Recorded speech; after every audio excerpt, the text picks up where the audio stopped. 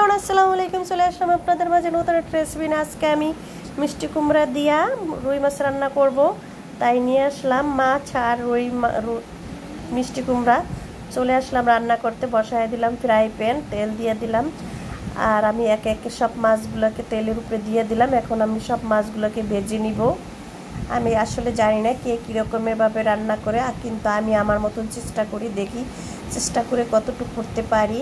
এখন আমি মাছগুলোকে ভেজে নিলাম, একে একে সব মাছগুলোকে তুলে নিলাম। তারপরে আমি দিয়ে দিব লবণ, একটু হলুদের গুঁড়া। আসলে মাখায় রাখলে অনেক সময় পাঞ্চা হয়ে যায়, পানি পানি ছেড়ে দেয়, তাই আমি এই তেলের ভিতরেই হলুদ আর লবণটা ছেড়ে দেই। তারপরে সব কিছু দিয়ে দিই, ভাজার যাবতীয় জিনিস সব এইভাবেই আমি ভাজি। দিয়ে দিলাম মিষ্টি কুমড়াগুলোকে, এগুলোকে আমি ভেজে নিব লাল লাল করে।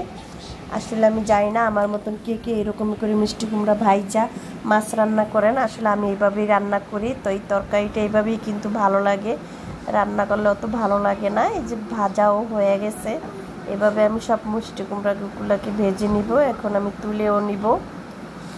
তারপরে আমি দিয়ে দিব ফ্রাই প্যানে পেঁয়াজ কুচি, পেঁয়াজের সংখ্যাটা একটু বেশি দিব। তারপর লাড়াচাড়া করব, লাল লাল করা পর্যন্ত একটু অপেক্ষা করব।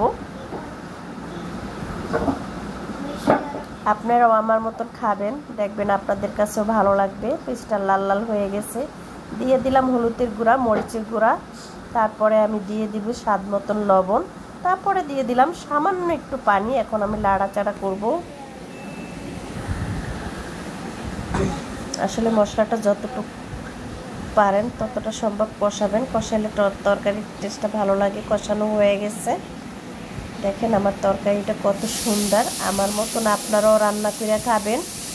আর আমার ভিডিওটা যদি ভালো লাগে তাহলে অবশ্যই লাইক কমেন্ট শেয়ার করে দিবেন, আর একটা ফলো দিতে কিন্তু ভুলবেন না, অবশ্যই ফলো দিবেন। মাছগুলো দিয়ে দিলাম, মিষ্টি কুমড়াগুলো দিয়ে দিলাম। এখন আমি সামান্য পানিও দিয়ে দিছি। এখন আমি ঢাকনা দিয়ে ঢেকে দিব।